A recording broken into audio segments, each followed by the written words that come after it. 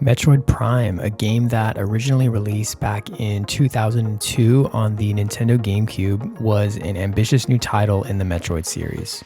Moving away from the traditional 2D format of the previous games, developer Retro Studios brought to the series a new 3D world with a first-person camera perspective. Moving a game series from 2D to 3D is obviously not always an easy feat, but in this instance, it was a sure success. Metroid Prime went on to sell just under 3 million copies worldwide back on the Gamecube.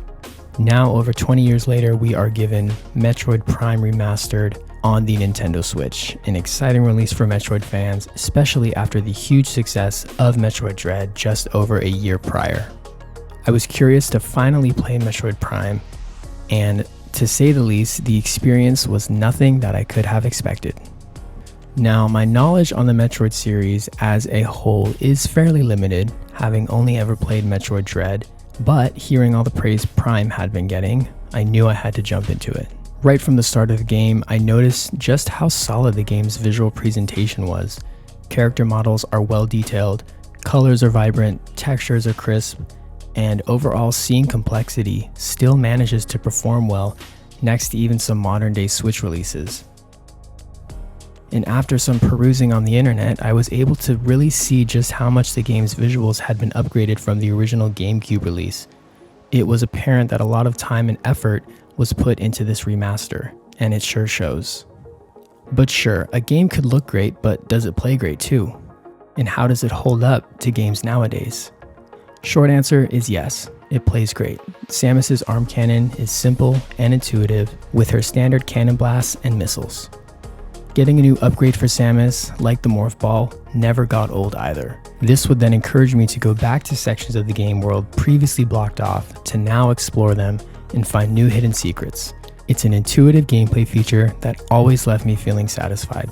The game also provides an aim lock-on feature, useful for fighting enemies and scanning objects throughout the world. Using the scanning visor allows for you to learn more about enemies, puzzles, and secrets throughout the planet of Talon 4.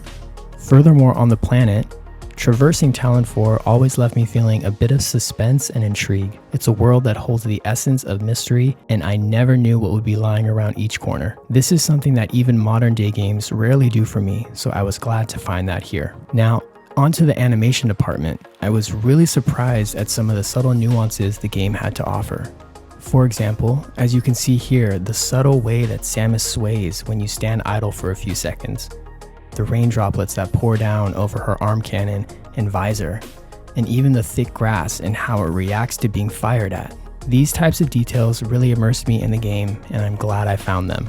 So, after a handful of hours into this game, I think I can safely say that this game was not at all what I was expecting. Everything this game has to offer, from visual fidelity to combat, world design to animation, has clearly stood the test of time and feels triumphant even in 2023.